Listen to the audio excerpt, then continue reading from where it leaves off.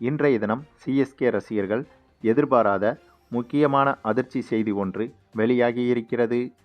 புலி வருது என்று இதுவரை கூறி வந்த நிலையில் இறுதியாக இன்று புலி வந்துவிட்டது.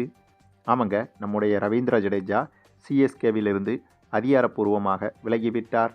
தற்போது ஐபிஎல் ஃபீவர் என்பது ஐபிஎல் ரசிகர்களிடையே திடீரென அதிகரித்து வருகிறது. அதற்கு காரணம் ட்ரேடு விண்டோ என்ற நடைமுறை நடைபெற்று வருகிறது. இந்த ட்ரேடு விண்டோ மூலமாக ஒவ்வொரு ஐபிஎல் அணி வீரர்களையும் மற்ற அணிகளுக்கு கொடுத்துவிட்டு மற்ற அணிகளில் இருக்கும் வீரர்களை தங்கள் அணிக்கு ஒவ்வொரு அணிகளும் கொண்டு வரலாம். இதுதான் இந்த ட்ரேடு விண்டோ ஆப்ஷன். இப்போது இந்த ஆப்ஷனில் அனைத்து ஐபிஎல் அணிகளும் வீரர்களை பரிமாறிக்கொண்டு வருகிறது.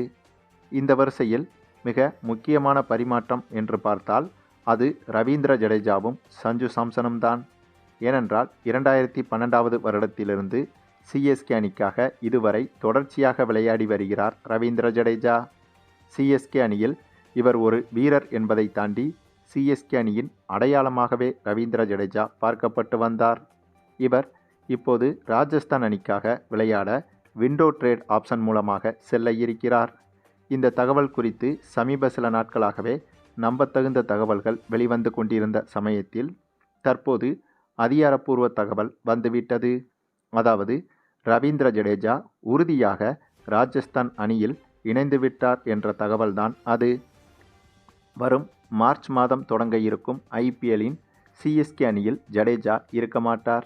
ராஜஸ்தான் ராயல்ஸ் அணியின் கேப்டனாக ஜடேஜா களமிறங்கப் போகிறார். ராஜஸ்தான் ராயல்ஸ் அணிக்கு தான் வருவதென்றால் கேப்டனாக மட்டும்தான் வருவேன் என்று பிடிவாதமாக கூறி அதன் அடிப்படையிலேயே தற்போது ராஜஸ்தான் அணிக்கு ஜடேஜா சென்று இருக்கிறார். இது குறித்த ஒப்பந்தங்கள் கையெழுத்திடப்பட்டு விட்டதாகவும் தகவல்கள் வெளியாகி வருகிறது. அதே சமயம் ஜடேஜாவுக்கு பதிலாக ராஜஸ்தான் அணியிலிருந்து சஞ்சு சாம்சன் சிஎஸ்கே அணிக்கு வர இருக்கிறார். இதுவும் சிஎஸ்கே அணிக்கு மிகப்பெரிய பாசிட்டிவான விஷயம்தான். ஏனென்றால் சிஎஸ்கே அணியை பொறுத்தவரையில் எப்போதுமே அதிரடி பேட்ஸ்மேன்கள் ஒத்து வரமாட்டார்கள். பெரும்பாலும் சிஎஸ்கே அணியில் நிதானமான ஆட்டத்தை விளையாடக்கூடியவர்கள்தான் ஒத்து போவார்கள். ஆகவே அதன் அடிப்படையில் பார்த்தால் சஞ்சு சாம்சன் சிஎஸ்கே அணிக்கு வருகை தருவது என்பது சிஎஸ்கே அணிக்கு மிகப்பெரிய பலமாகத்தான் பார்க்கப்படுகிறது. அதே சமயம் சஞ்சு சாம்சன் வருவதால் சிஎஸ்கே கேப்டன் பதவிக்கு பொறுப்பேற்பாரா என்று பார்த்தால் அதற்கு வாய்ப்பே கிடையாதுங்க. ஏனென்றால் சிஎஸ்கே அணிக்கு இனி அடுத்த சில வருடங்களில் நிரந்தர கேப்டனாக இருக்கப் போவது நம்முடைய ருத்ராஜ் கெய்க்வாட் தான். ஆகவே சஞ்சு சாம்சன் சிஎஸ்கே அணிக்கு வந்தாலும் கூட சிஎஸ்கே அணியில் முக்கிய வீரராக மட்டுமே விளையாடுவாரை தவிர்த்து கேப்டனாக பொறுப்பேற்க மாட்டார். மேலும் ரவீந்திர ஜடேஜா சிஎஸ்கே அணியிலிருந்து திடீரென இப்படி விலகுவதற்கு என்ன காரணம் என்ற கேள்விகளும் பலருக்கும் இருந்து வந்தது.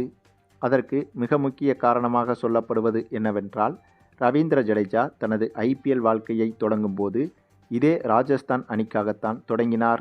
ஆகவே இப்போது இவரது ஐபிஎல் காலகட்டம் என்பது இன்னும் ஓரிரு ஆண்டுகளில் முடிவுக்கு வந்துவிடும்.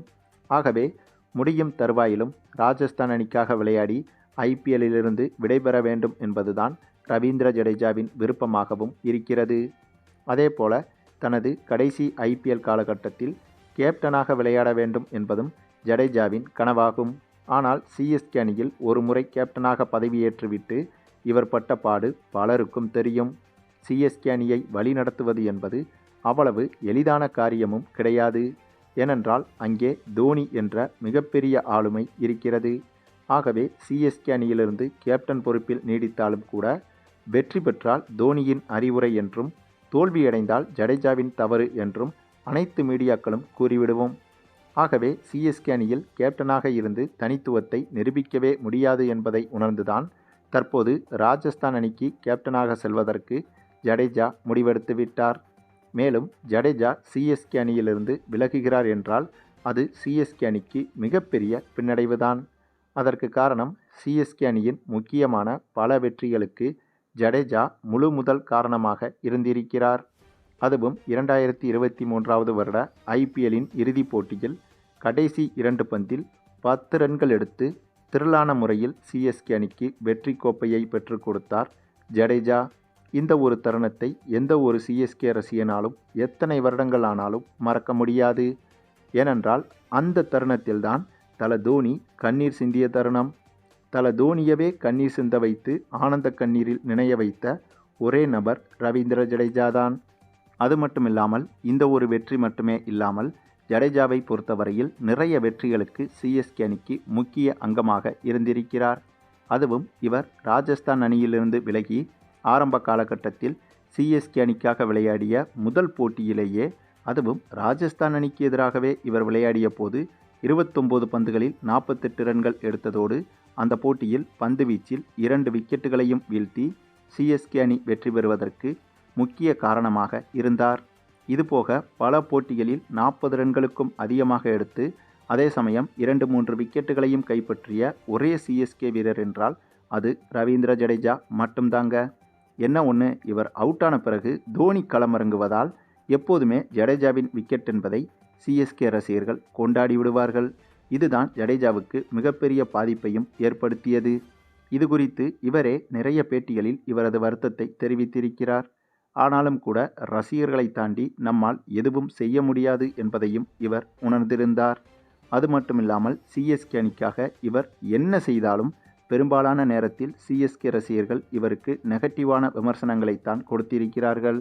அதுவும் சமீபத்தில் சிஎஸ்கே கேப்டனாக இவர் பதவியேற்ற போது அந்த சமயத்தில் சிஎஸ்கே அணி நிறைய தோல்விகளை தழுவியதால் தொடரின் பாதியிலேயே கேப்டன் பதவியிலிருந்து விலகி அந்த சீசனிலிருந்தும் விலகிவிட்டார்.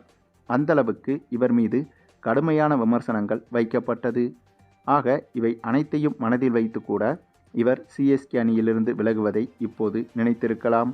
ஏனென்றால் சிஎஸ்கே அணிக்காக தான் என்ன செய்தாலும் அதற்கான பாராட்டு தனக்கு கிடைக்கவில்லை என்றும், இதேபோல மற்ற ஏதேனும் ஒரு அணிக்காக செய்திருந்தால் எனக்கு மிகப்பெரிய பாராட்டு கிடைத்திருக்கும் என்றும், அதற்கு காரணம் சிஎஸ்கே அணியில் தோனி இருப்பதும் ஒரு முக்கிய காரணம் என்றும் ரவீந்திர ஜடேஜா இதுபோல பல பேட்டிகளில் பல தருணங்களில் பர்சனலாகவே கூறியிருக்கிறார்.